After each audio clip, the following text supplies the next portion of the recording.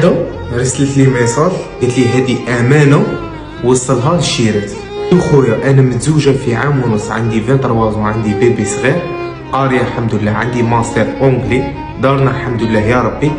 غير انا في وسط الشاشه تعرفت على واحد في 2020 قال لي انا قليل بصح راجل، راني ناويك للحلال. عام قال لي باغي نخطبك بصح ما عنديش. جيت انا لماما وحكيت لها وهضرت معاه ايوه، وقالت لي قالها انا ما عنديش وكسمو. قلت لها المهم حنا شايرين راجل والذهب ما تخممش فيه حتى كي تكون عندك لا ربي قدرك دير لها الذهب.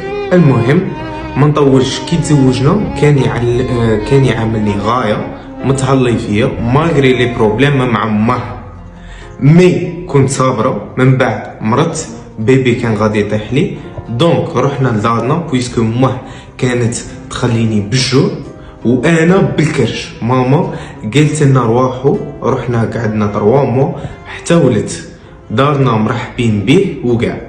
المهم من نهار اللي ولدت فيه تاكدوا لي على هذه، تبدل عليا بزاف، واللي يعايرني يقول لي قارعي كي تجي للدار شندير فيك، ما يخلينيش نجي لدارنا بالشهر، ما نخرجش، ممنوع الضوء، الشمس ما نشوفهاش، ما نشوفش، ما نخدمش، ما نحممش ماء.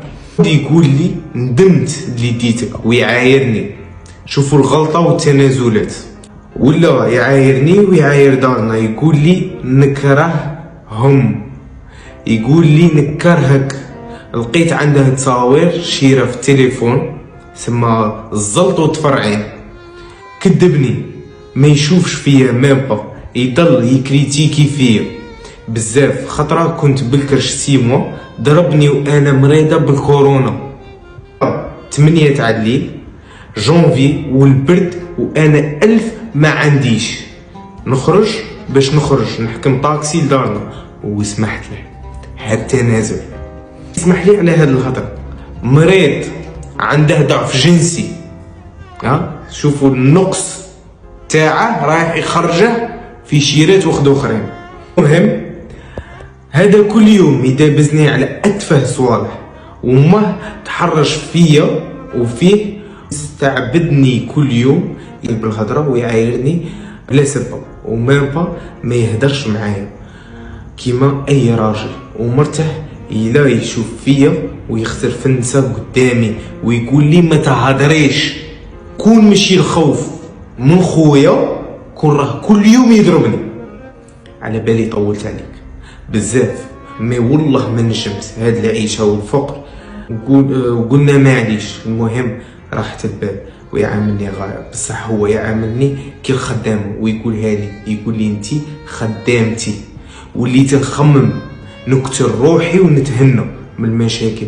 نتمنى توصل الميساج للشيرات، خموا مليون مره قبل ما تتزوجوا اي انسان. باش تنصحني والدي قالوا لي طلقي وعيشي حياتك، ولدك حنا نربوه ماشي حتى قلت لك اسعاف. وانا ما نتقلقش حتى ندي كونساي تاعك داكور. والصباح انا ريبونديت لها قالت لي سلام ميدو، ايماجيني دروك ودي راه مريض، هو راقد وانا مجرجره في السبيطار مع ماما، وزاد عيط يزكي عليا.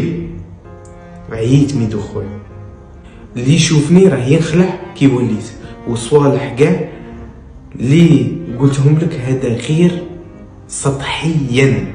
غادي نخلي لكم نتوما التعليق، وغادي ندير فيديو سبيسيال على هذا الميساج.